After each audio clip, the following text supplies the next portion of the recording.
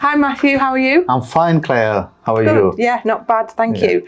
So last week we met as part of our Staffing Solutions series, and we focused on attracting the right staff.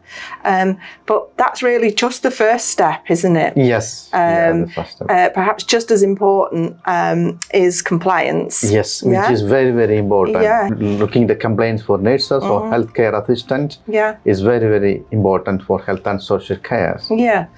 So obviously when hiring international staff, there's so many rules and regulations, and I guess that employers would find that quite overwhelming. Yes. So could you run us through what the process of compliance is and maybe what employers need to be aware of? Yes.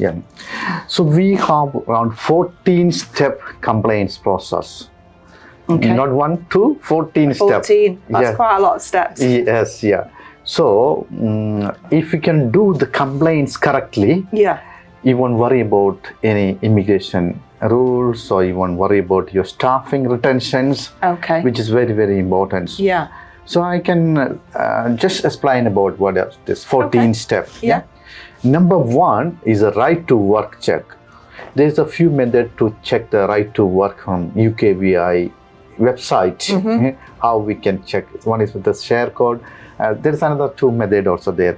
And second thing, if it's international staff, we can check their language, example IELTS, OET. We are one of the authorized provider to check their IELTS through the online. That's the second step. So to check what? That they are valid? That they're valid legitimate? IELTS, or they're legitimate, that's IELTS. Then the third is a police clearance certificate. Wherever they worked last 10 years, we have to check the police clearance certificate. That service also we are doing. And another one is there is a TB certificate checking. Like now some countries, they work more than 6 months, they have to check from their TB. Then we are doing the complaints for identity verifications.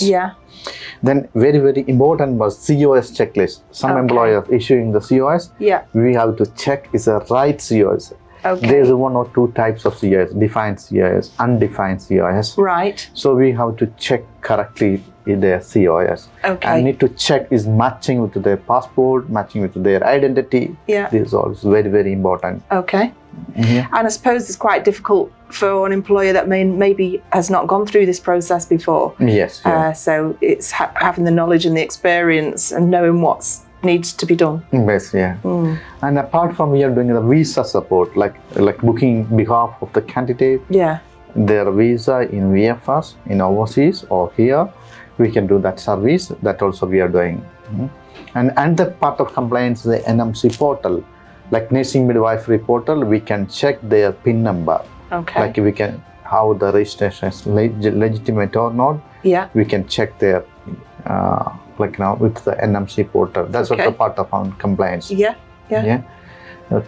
So this kind of, we have around 12-step compliance. And the one is like anyone came from UK for Tier 4 to Tier 2 switching. There's a specific rules is there. So we have to check their graduation in the UK. We need to make sure they completed and they passed their graduation. So then only they will get visa. Otherwise, there's a chance to refusal. And another one important is their reference. We have to check their 2 reference within the last 3 years' time. It's a legitimate reference, which is very, very important for NHS and health and social care. Then one more thing is final. Like DBS, disclosure. We helping for employees to enhance DBS to taking with their identity documents. So overall, we have around 14 steps to follow. So it's important that all of those steps are done properly, because I suppose, you miss one out or do something incorrectly, that will impact the whole hiring of the staff, I guess. It will impact all your residents, it will impact your other staff, especially for UK VI guidelines. We must follow up correctly.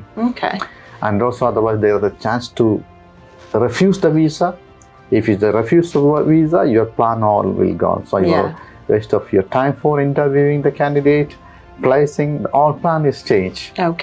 Yeah. So that's why we are saying the complaints is very, very important. Yeah, definitely, because that underpins everything else, doesn't it? Yes. You've got you've found the right staff. Yeah. Then you've just got to apply the compliance so that everything works out for both candidate and employer. Yes. Yeah. Right. Okay. Yeah. Thanks for that. Thanks for explaining it. Thank you, Claire. Okay. What is the next episode? Have you any suggestions? Yeah, I have suggestion for next episode. How we can retain the staff for retention for 3 years or 5 years. How we can retention the staff. That'll be a good one. Yeah, that we can talk next time. Because I hear employers, and I no doubt you do, that is one of their biggest challenges is the retention. Retention, yeah. Okay. Our experience, previous our experience, even some remote area, they stayed there long time, like 5 years, 6 years. Okay. We will explain all in next our episode. Okay. Well, thank you, Claire. Thank you. Yeah, nice look forward to seeing you next week. Thank you. Okay.